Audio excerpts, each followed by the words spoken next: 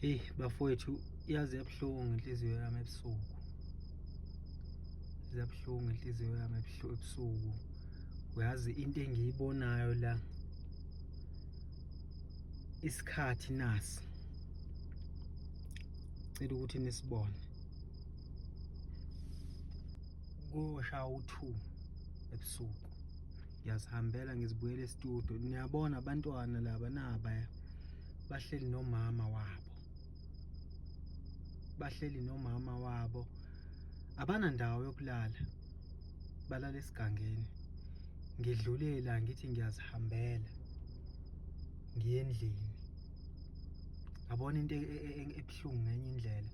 Sengize ngahamba ngaya endlini.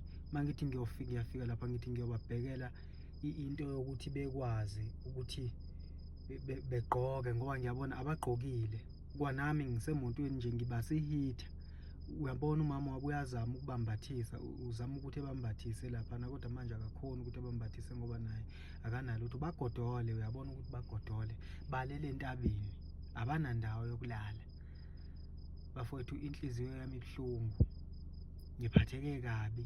Futhi le nto izothatha abazonilanda babu asazi babu sobona ngayo umbulali ngenkinga yami laba abancane nathi siyasaba ngisho kona abancane thina bona bengenza ukukhuluma bengazi swaba ngicela ume kancane ngisacela ukuzwa usisi lo okhulumayo ngoba mhlawumbe uzokhuluma into engizwayo.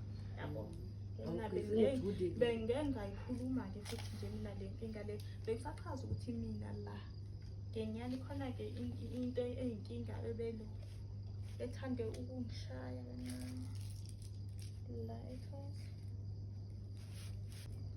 Manje abantwana nihlala besigangeni. mina bengiyipolisi yaseScott TV.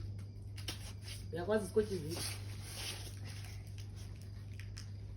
Angazi nami ngawusibeka khona ngoba ikhona lapha abangakhona perfect choice. Ikhona lapha abangazi manje emini nitholakala kuphi? khona la. Sisimana kancane wena ngithe ngikhuluma nalo sisi wena Oh usike wathi nini?